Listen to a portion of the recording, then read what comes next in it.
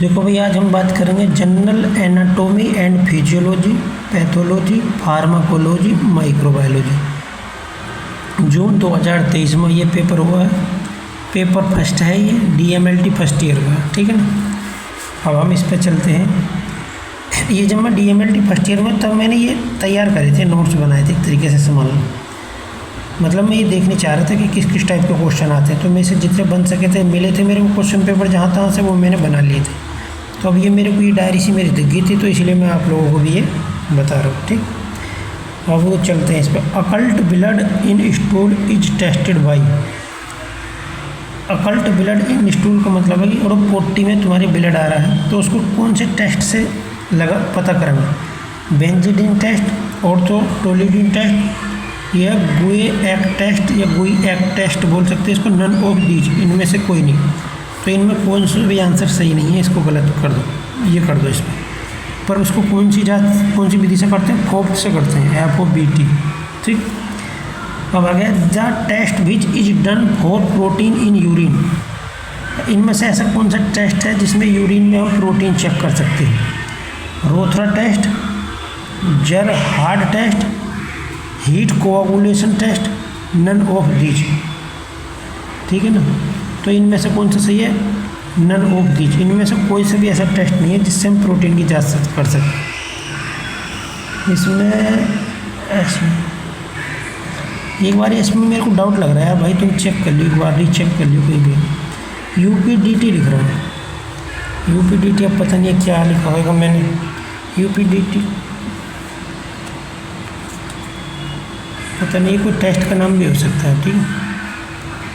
Urine इन protein DT, शायद DT का याद नहीं है।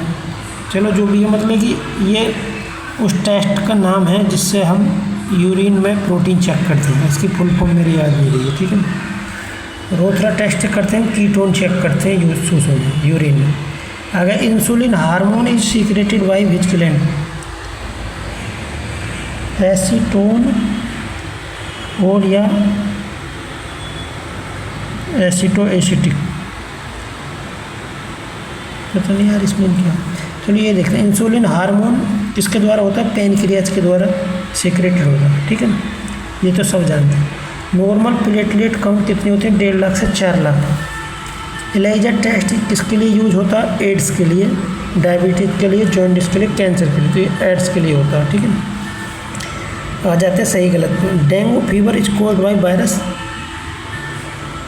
ये वायरस से नहीं होता शायद, पता नहीं यार, ये तो मेरे खुद ही नहीं याद रहता, पता नहीं। वायरस हो सकता है इसका। अगर western blot test is confirmatory test in AIDS, तो ये सही बात है। वेस्टर्न ब्लॉट ये गलत है मेरे हिसाब से। वेस्टर्न ब्लॉट तो ESR के लिए होता है शायद, तो ये गलत है, ठीक है ना। इस पर सही का निशान लग रहा है, इसको गलत कर ले। Autoclaving is carried out 30 degree Celsius, ये गलत है, ये होता है 121 degree Celsius. Blood agar is a selective medium, तो ये भी गलत है, ये डिफरेंशियल मीडियम या नॉन सिलेक्टिव मीडियम है, ठीक है ना, blood agar. Malaria is caused by Plasmodium vivax, तो ये सही बात है, ठीक। अब आ जाते हैं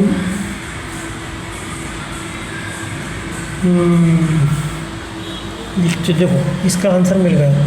the test which is done for protein in urine, वो कौन सा टेस्ट है जो यूरिन में प्रोटीन को सर्च करता है। तो इसका टेस्ट का नाम है डिप स्टिक टेस्ट, ठीक है ना।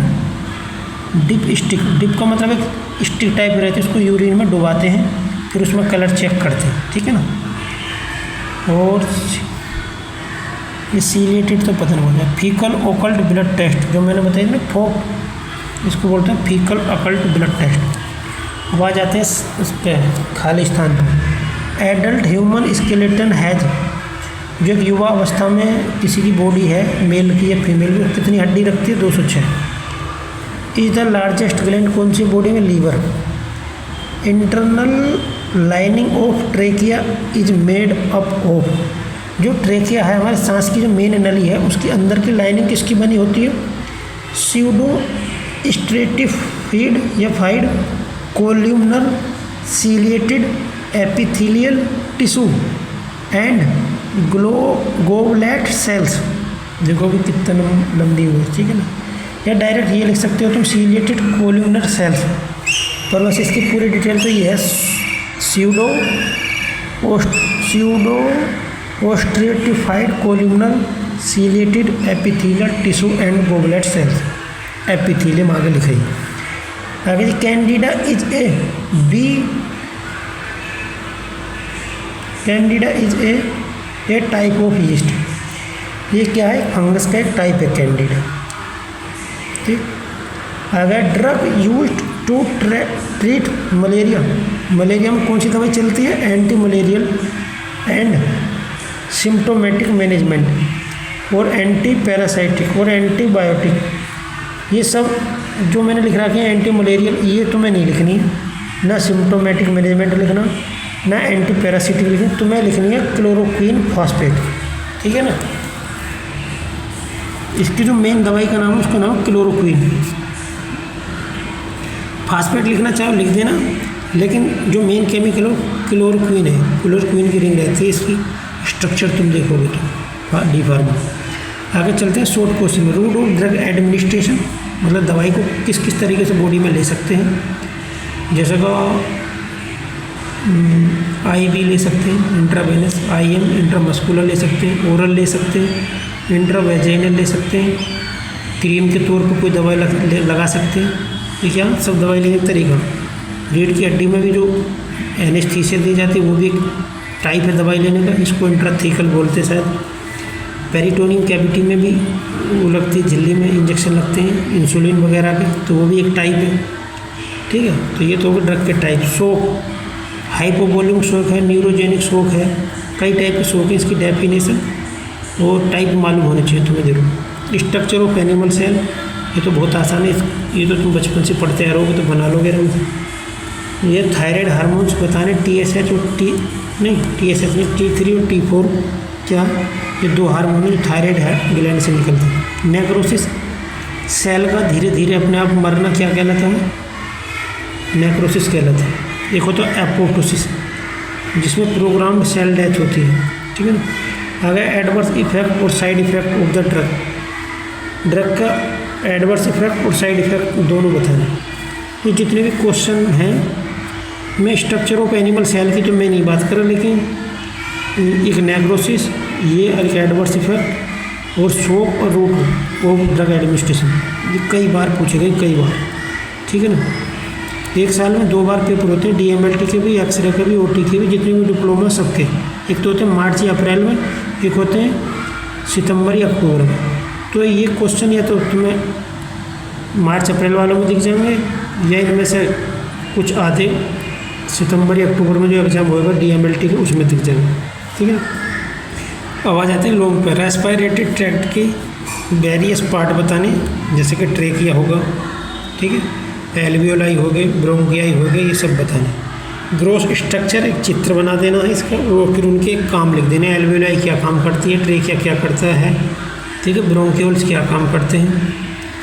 और आगे हीलिंग ऑफ बाउंड, घाव भरने की क्या प्रोसेसिंग है वो बतानी है।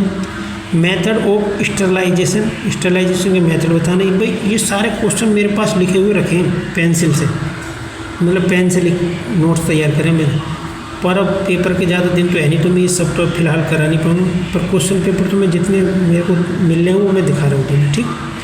तुम चाहो तो एक एक क्वेश्चन के सबके आंसर में दिखा सकते हो, मेरे पास सब लिखे हुए रखे। अगर मेथड ऑफ स्टरलाइजेशन, देखो इस वाले क्वेश्चन पेपर में स्टरलाइजेशन आ गई, इससे पहले जो मैंने वीडियो डाली थी उसमें भी स्टरलाइजेशन थी।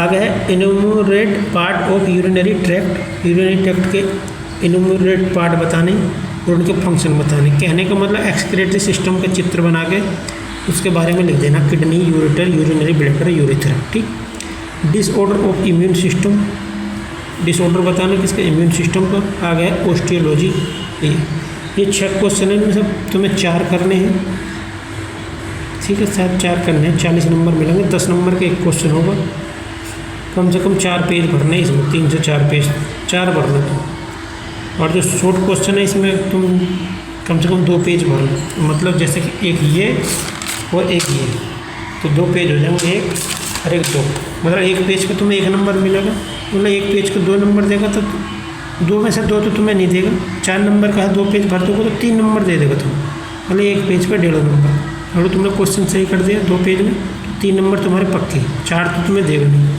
4 देगा तो तुम 2.5 पेज भरोगे तब। और तुम 2.5 पेज के चक्कर में जाओगे तो या तो कॉपी कम रह जाएगी तुम्हारी या फिर तुम्हारे क्वेश्चन छूट जाएंगे।